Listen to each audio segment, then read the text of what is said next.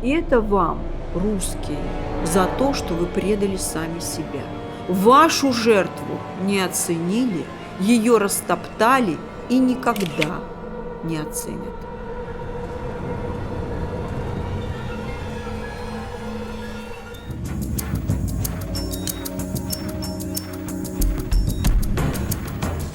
Здравствуйте, друзья! Я рада вас приветствовать на своем канале Эпоха X. Хочу вам сказать, что мир меняется. И мало кто понимает, что на территории бывшей Украинской ССР сегодня идет не СВО, а осуществляется глобальный план мирового переустройства. Ничего не подозревающих украинских солдат бросают в так называемые контрнаступления, и эти украинские солдаты, умирающие десятками тысяч, на самом деле освобождают от себя Украину для нового Иерусалима в интересах США и Израиля. Справедливости ради надо сказать, что МИД России, в частности Лавров, обвинял правительство Израиля в поддержке неонацистского режима в Киеве. Но в этой многовековой запутанной теме не всегда понятны и очевидны интересы той или иной стороны. Хотя Израиль люто ненавидит страну, ее породившую – СССР. Так давайте разберемся в вечных претензиях Израиля к СССР, Российской империи и русским вообще.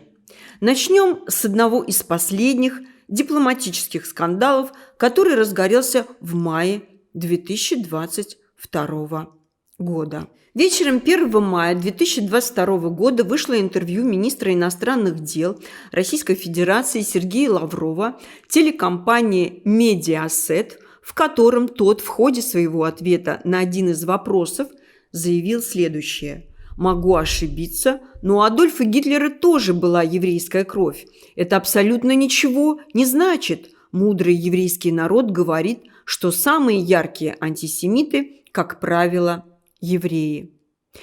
В семье не без урода, как у нас говорят». Это заявление вызвало острую реакцию Израиля. Глава правительства Нафтали Беннет обвинил Лаврова во лжи и призвал прекратить использование Холокоста еврейского народа в качестве политического инструмента. Правда, зачем нам нужно в России тема Холокоста еврейского народа в качестве политического инструмента, мне не совсем понятно, но нас сейчас интересует немного другое. Глава Министерства иностранных дел Израиля Яир Лапид назвал слова Лаврова ужасной исторической ошибкой и обвинил его в расизме по отношению к евреям. А российский посол был вызван для разъяснительной беседы. Утром 3 марта 2022 года МИД России опубликовала в своем телеграм-канале заявление об антисемитизме, которое содержит попытки аргументировать позицию Лаврова и обвинить правительство Израиля в поддержке неонацистского режима в Киеве. В заявлении МИД России обратили внимание на антиисторическое заявление главы МИД Израиля Яира Лапида, во многом объясняющие курс правительства Израиля на поддержку неонацистского режима в Киеве. О том, есть ли на Украине неонацисты, почему-то до сих пор спорят в западной прессе, написали в заявлении МИД России и некоторые наши либералы. В качестве одного из железобетонных аргументов писалось в заявлении МИД, что неонацистов в Киеве нет, приводится еврейское происхождение Владимира Зеленского. Аргумент мало того, что несостоятельный, но еще и лукавый. Дипломатично говорилось в сообщении, опубликованном в телеграм-аккаунте МИДа Российской Федерации. Лавров дипломатично прямо не указал, кто эти неонацисты, хотя эти неонацисты – новые жидо-бандеровцы.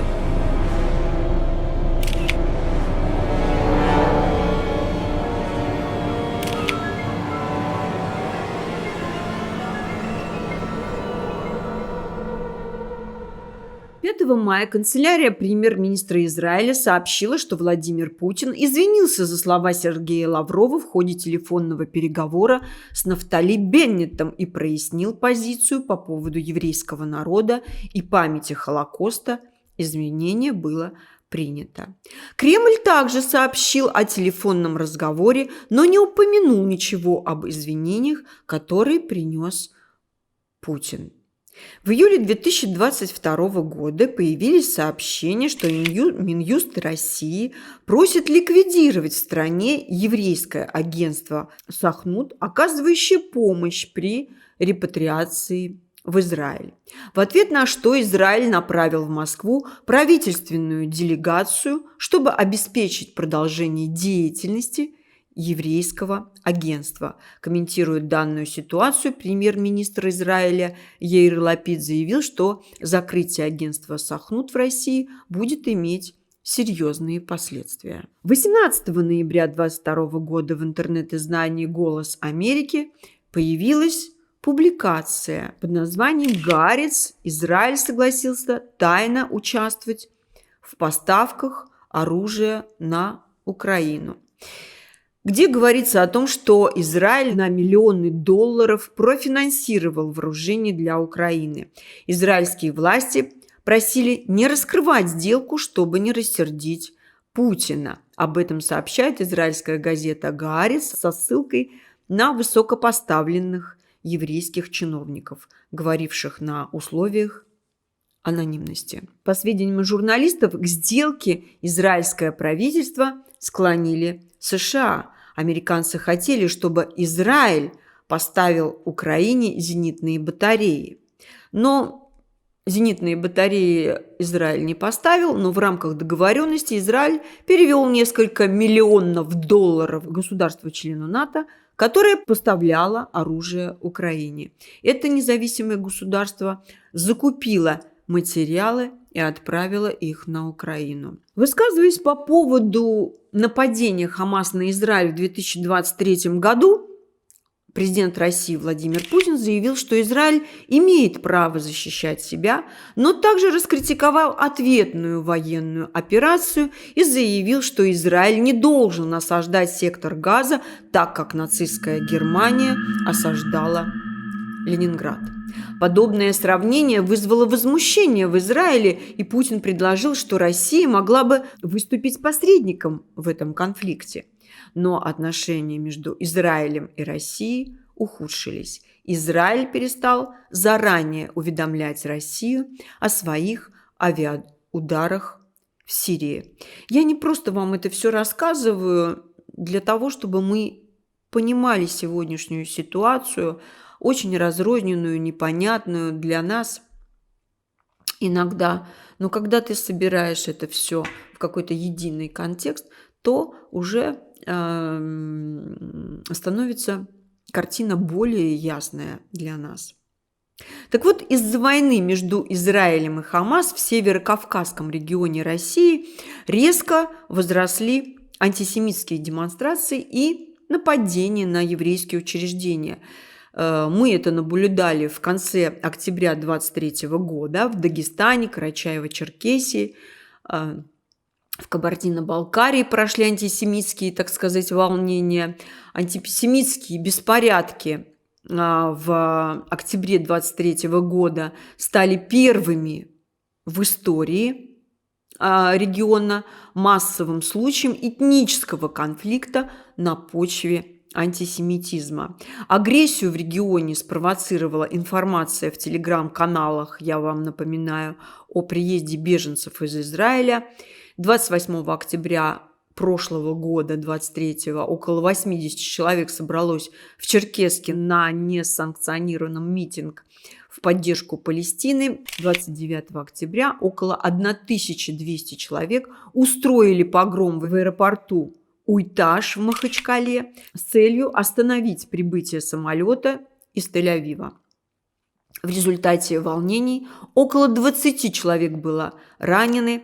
Аэропорт Уйташ получил повреждения, оцениваемые в 285 миллионов рублей. В отношении более чем 400 человек были заведены административные дела против 27 человек были заведены уголовные дела. Ну а некоторые исследователи и политики охарактеризовали произошедшие события как еврейские погромы. И вот не прошло и года, как в Москве 8 октября 24 года состоялась торжественная церемония подписания соглашения о сотрудничестве между Российской службой войск Национальной гвардии Российской Федерации и централизованной религиозной организацией ортодоксального иудаизма Федерации еврейских общин России. По поручению главнокомандующего войсками Национальной гвардии Российской Федерации генерала армии Золотова сегодня в зале славы Центрального музея мы проводим торжественную церемонию подписания соглашения о сотрудничестве с централизованной религиозной организацией ортодоксального иудаизма Федерации еврейских общин России. Соглашение станет еще одним важным шагом на пути к укреплению межнационального согласия, сохранению культурного многообразия, обеспечению безопасности всех граждан нашей страны, независимо от их национальной или религиозной принадлежности. Мы понимаем ту важность, которую несет Росгвардия в сохранении стабильности и спокойствия в обществе. И мы понимаем, насколько ваша работа важна и необходима для того, чтобы представители всех национальностей, всех конфессий могли жить в мире и спокойствии. Службы войск Национальной гвардии Российской Федерации, главнокомандующего войсками Национальной гвардии Российской Федерации генерал-полковник Алексей Олегович Воробьев и президент Федерации еврейских общин России Александр Моисеевич Борода.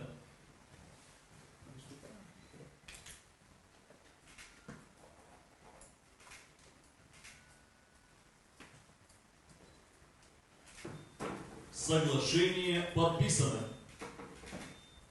Документ предусматривает расширение сотрудничества в вопросах совместных мероприятий по противодействию проявлениям ксенофобии и антисемитизма, а также предполагает взаимодействие в области духовно-нравственного воспитания военнослужащих и сотрудников полиции Росгвардии.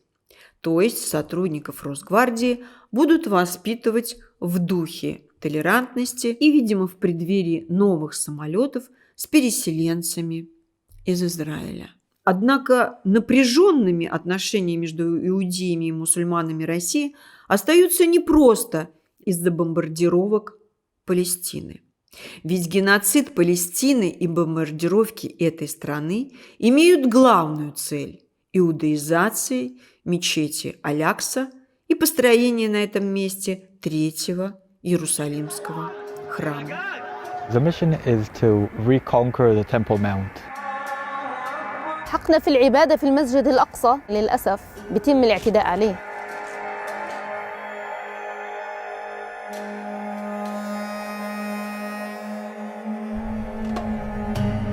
I'm a religious Jew, a Zionist Jew, and I believe that the Temple Mount belongs to the Jewish people because of what we were promised by God in the Bible.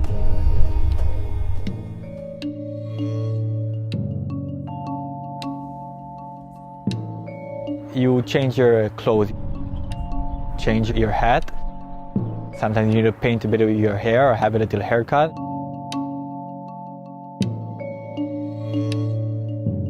Muslims have 5 prayers a day. You could all pray with them, but just mumble the Jewish prayer. Or you could go up between the prayers and just stand wherever you want in the temple and pray. At the beginning it's quite scary, but you get used to it very fast. After 5 minutes your pulse calms down, you feel free that finally you could pray and walk around the Temple Mount without having policemen walking after you.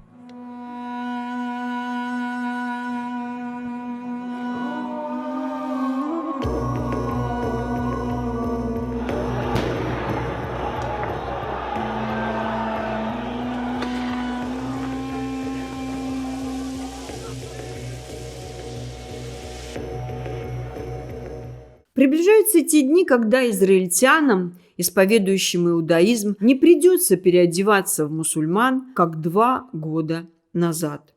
Во двор мечети Аль-Акса ортодоксальные евреи уже ходят в сопровождении израильской полиции. Я уже говорила, что в сентябре 2024 года израильские министры совершили набег на мечеть Аль-Акса вместе с фанатичными евреями, узурпировавшими палестинские земли для проведения талмудических ритуалов. Во двор Аль-Аксы ворвались не кто-нибудь, а министр национальной безопасности Израиля Итамар Бен-Гвир и министр развития Наджафа и Галилеи Ицхак Вассерлав и некоторые члены израильского парламента вместе с фанатичными евреями. Для чего, как я уже говорила, для окончательной иудаизации Иерусалима и мечети Аль-Акса. Согласно Танаху, участок земли, где находится сейчас мечеть Аль-Акса, был построен Иерусалимский храм. Царь Давид купил этот участок у Иевусея Аравны или Орны. На этом месте Давид воздвиг жертвенник Богу Израиля, а его сын, наследник престола Соломон, построил первый храм. Здесь же должен быть построен 3-й храм. Традиционно храм располагают на Храмовой горе, на том месте, где ныне находится мусульманское святилище Купол скалы или Масджид Кубат-ас-Сахра. В середине купола скалы возвышается на 1,25 или 2 метра большая скала длиной в 17,7 метров и шириной в 13,5 метров. Этот камень считается священным и окружен позолоченной решеткой, чтобы к нему никто не прикасался. Считается, что это и есть тот самый камень основания.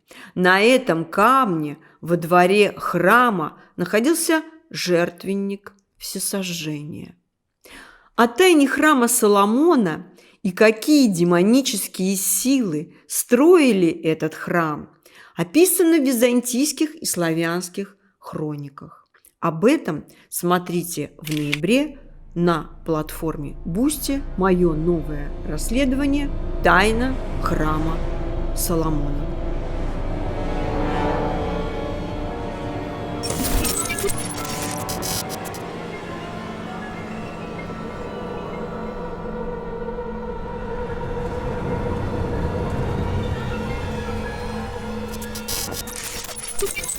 О сакральности царства Давида для того нового Иерусалима, который подарил Давид для своего народа, я также рассказываю на Boosty.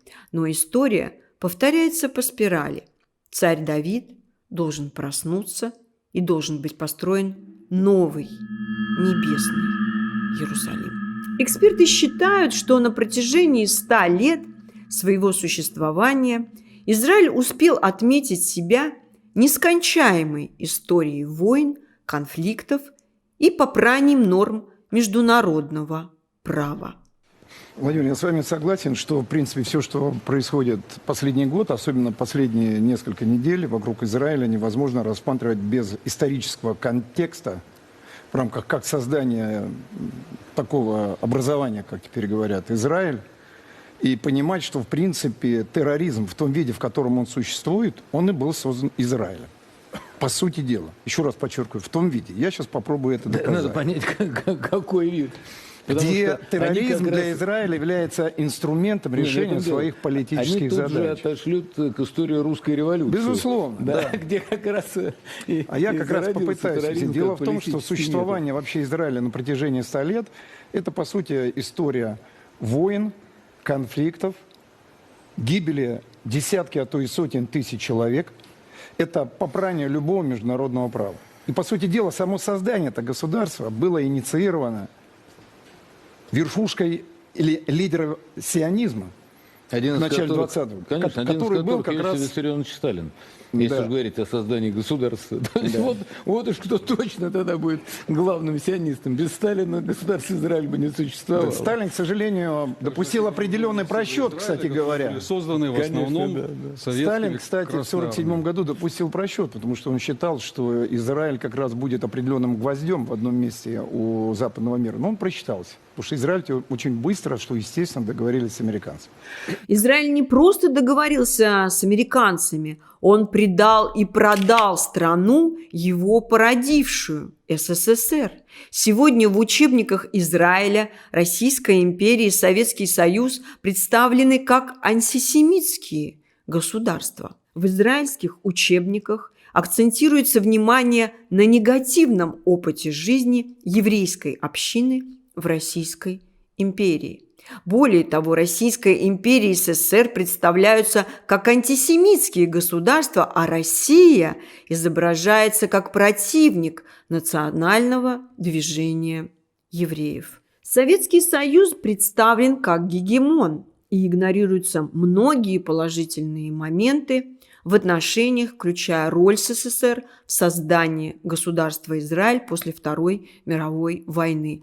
Это отмечает Институт научной информации по общественным наукам Российской академии наук. Не любит Израиль СССР не только за резолюцию 3379 Генеральной Ассамблеи ООН, которая постановляла, что сионизм – это форма расизма и расовой дискриминации. За то, что Советский Союз осудил расовую сегрегацию и поставил Израиль в ряд с такими государствами, как Южная Африка и Родезия, практикующие принудительное разделение людей на расы. Советский Союз осуждал израильский терроризм, хотя терроризм стал государственной религией Израиля. Так считают некоторые эксперты. Хочу напомнить, что в 2017 году было спровоцировано письмо со стороны министра иностранных дел англичан. Англичане без этого не могли, конечно, обойтись, Балфура, который написал письмо на имя Ротшильда, где предложил использовать Палестину, которая была под мандатной территорией Англии, для того, чтобы создать там государство или родину для евреев. Что было тут же сионистами и евреями истолковано несколько иначе. Они сразу же назвали, что это Палестина – страна без народа, для народа без страны. И решили создать не государство для евреев, а еврейское государство. И в течение, по-моему, к 2020 году евреев на территории Палестины было порядка 80 тысяч человек. В течение 20 лет туда завезли порядка 600-700 тысяч. И тут же были спровоцированы разборки с арабами. Очень хорошо эту историю показывают архивные кадры английских спецслужб. Есть такой историк Келдон Уолтер, это такой придворный историк у Ми-5 и Ми-6, который очень подробно рассматривает, а что же происходило в этом Палестине, и как вообще там зародился, как они пишут в своих бумагах и справках, сионистский терроризм. Англичане. Сейчас, одну секундочку, просто, извини, как еврей, так получилось, немножко знаю тему. А сионизм вообще не религиозное течение. Это идеология, и да. В его основе, и даже не идеология, в его основе стояла позиция Герцеля, который, увидев страшный антисемитский процесс во Франции, сказал, что никогда не должно быть такого унижения евреев, а увидев погромы, которые были в Российской империи, поставил задачу найти место, где евреи будут в безопасности. Мало этого, у самого австрийского тогда, да, он же был австрийский журналист, у него даже не было никакой идеи, что это должна быть Палестина. Там обсуждалась идея купить землю где угодно, да, там хоть Уганда. И искали деньги. Да, и в Уганде это было. деньги. Ну, кстати, первые методы, которые они использовали, когда прибыли в Палестину, евреи же просто покупали землю и тем самым вытесняли оттуда Они арабов. не Это был вытесняли, один они из ее способов. покупали, Да. да. Но и не давали там расселяться арабам, безусловно. Наоборот, они покупали деньги. Во-первых, часть там жила. Затем, которые приезжали, они покупали землю за деньги. За деньги. Да, и об они этом как речь. раз, то есть здесь было все абсолютно честно, они покупали, они... Так и я о там- чем и там говорю, было я же- много чего, то есть они Владимир, никого не выгоняли да, тогда, я они же покупали постепенно, эту землю. Я же постепенно подхожу к теме, потому что когда к 1939 году англичане вдруг поняли, что им сложнее начинает управлять Палестиной, то они тогда уже появилась так называемая «Белая книга». Это был доклад английскому парламенту, значит, представителя англичан, значит, соответственно, в Палестине. И было ограничено прием евреев на территорию Палестины. По-моему, не более 75 тысяч год. И вот тогда то, о чем вы сказали. Не, сначала в 1939-м. Простите, здесь тоже есть нюанс. Это был 1939 год, когда уже начались погромы в Германии. И поэтому евреи пытались уже убежать куда угодно от неминуемой смерти. Конечно. И почему отношения напряглись с британцами? Потому что в этот период они решили ограничить. Поэтому отношения там на таком бытовом уровне не Да, очень. ну а Палестина, потому что, извините, в Ветхом Завете так написано. Да. Ну, говоря христианским языком. И именно как раз в 1939-м как раз об этой земле. и в 40-х годах как раз появляются самые знаменитые террористические организации Израиля. Это Иргун. И это, значит, и свойственные другие им организации, так скажем. И если мы посмотрим, кто стоит во главе этих террористических организаций, то у нас никаких сомнений возникнуть не может о том, что терроризм, по сути дела, в будущем стал некой такой государственной религией Израиля. Потому что первым руководителем, основным руководителем Иргуна был как раз будущий шестой премьер-министр Израиля Бегин. А другие известные банда Штерна... Опять поправлю, еще раньше началось.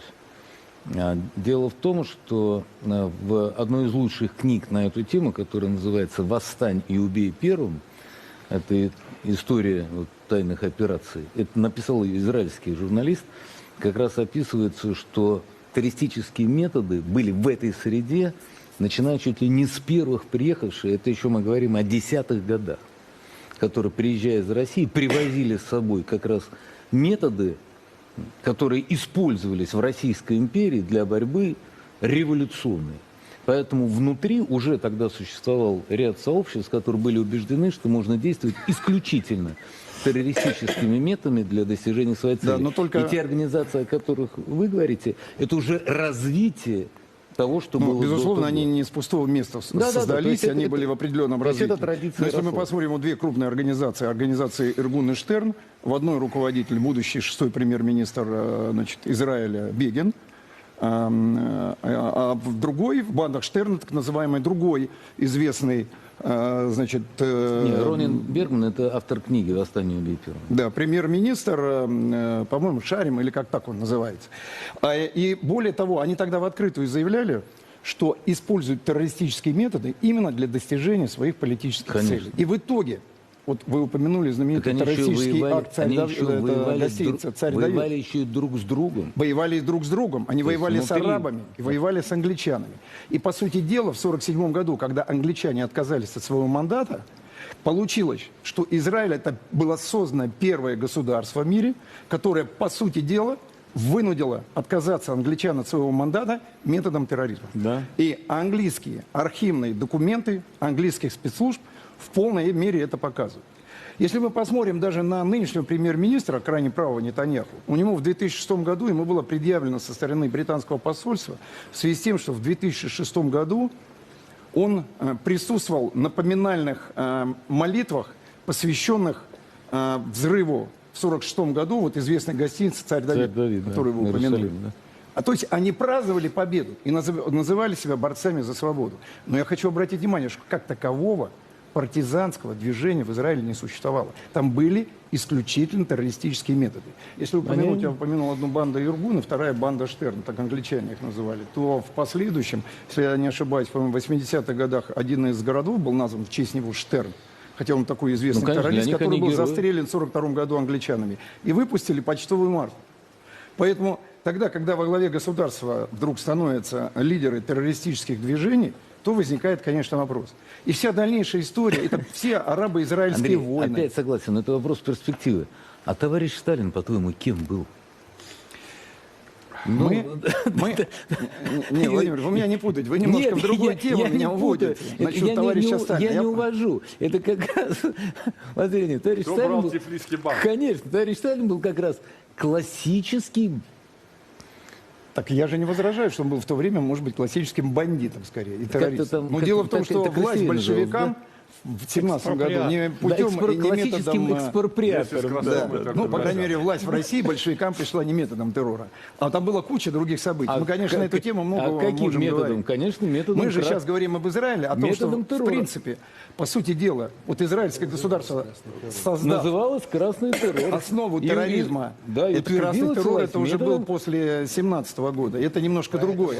Я-то Поэтому говорю как называли, раз да. о том, что вот этот терроризм в том виде, в котором он существует, он был создан Израилем. Да, В записках английских спецслужб вообще ничего не говорится об исламском терроризме. Его не существовало. Ну, тогда нет. Поэтому тогда, когда уже это получило большое развитие с 60-х годов, это был уже ответ. Это был ответ на то, что было создано уже израильтянами. Конечно. Однако Владимир Соловьев дал лукавую интерпретацию. Террористические методы не были заимствованы Израилем из революции 17 года. Террористические методы были применены в революции 17 года по принципу «восстань и убей первым». Истоки же терроризма как государственной религии Израиля содержатся в священных книгах иудаизма, таких как, например, Дворим 19. «Когда Господь Бог твой истребит народы, землю которых Господь Бог твой дает тебе, и ты вступишь в наследие после них, и поселишься в городах в их и домах в их, то отдели себе 3 города среди земли твоей, которую Господь Бог твой дает тебе для владения ею. Устрой себе дорогу и раздели на 3 части пространство страны твоей, которое наделил тебя Господь Бог твой, и будет это место для бегства туда всякому убийце». И вот закон для убийцы, который может убежать туда и остаться жив. Кто убьет ближнего своего без умысла, не быв врагом ему ни вчерашнего, ни 3-го дня, также кто пойдет с другом своим в лес рубить дрова, и размахнется рука его с топором, чтобы срубить дерево, и соскочит железо с топорища, и попадет в друга, и он умрет, то такой пусть бежит в один из 3 городов и останется жив. А то мститель за кровь погонится за убийцу в горячности сердца своего и настигнет его, если далек будет путь, и убьет его насмерть, а он не подлежит осуждению насмерть, ибо не был врагом тому ни вчерашнего, ни 3-го дня. Посему я повелеваю тебе, говоря, 3 города отдели себе. А когда расширит Господь, Бог, твои пределы, как клялся Он отцам своим, и даст тебе всю землю, которую Он обещал дать отцам твоим. О 3 изначальных древних городах я уже рассказывала в ролике «Икона семистрельная». Сегодня уже пришло время, когда сионисты рассматривают, я вижу, так всю землю как потенциально свою, и отделили они для себя, как я уже вижу, даже не 3 города, а 3 страны, как убежище для всех преступников. Это Израиль, Англия и США. Именно эта троица, как мы видим, геополитически отстаивает интересы Израиля. Надо сказать, что в истории СССР и Израиля была страница окончательного и безоговорочного разрыва дипломатических отношений. Это случилось не после идеологического предательства Израиля, который выбрал США, а не породившего его страну Советский Союз, а после шестидневной войны 1967 года. Дипломатические отношения между странами были восстановлены только в октябре 1991 года, когда советская эпоха подошла к своему, так сказать, финишу. И я полагаю, не без помощи того же Израиля. У Израиля остается много претензий к породившему его СССР.